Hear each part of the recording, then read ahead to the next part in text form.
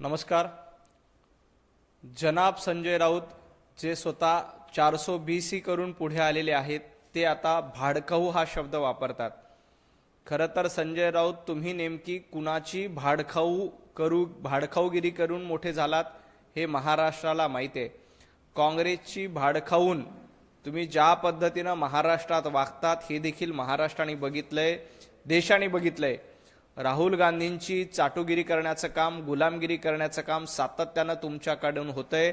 त्यामुळे तुमच्या तोंडी भाडखाऊ हे शब्द शोभत नाही।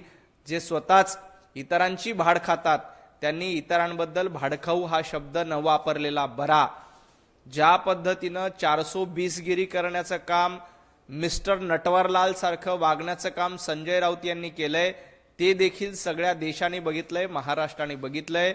त्यामुळे तपास यंत्रणेंना भाडखाऊ म्हणणं, सरकारला भाडखाऊ म्हणणं म्हणजे स्वतःच भाडखाऊ खाण्यासारखं आहे आणि हे देखील आपल्याला माहिती आहे।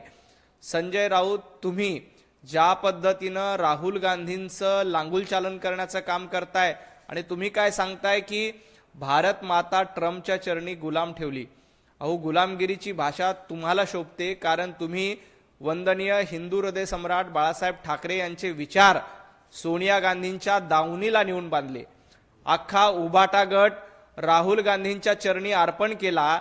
राहुल गांधींचा गुलाम होण्याचं काम, काँग्रेसचं गुलामी करण्याचं काम संजय राऊत तुम्ही केलं। त्यामुळे तुम्हाला इतरांच्या गुलामगिरीबद्दल बोलण्याचा अधिकार नाही। भारत आणि अमेरिकेचा हा करार दोन्ही देशाचा ताठ मानेनं केलेला करार आहे। तुमच्यासारखं लांगुलचालन, तुमच्यासारखी गुलामगिरी या करारामध्ये नाही, हे देखील संपूर्ण देशाला माहित आहे।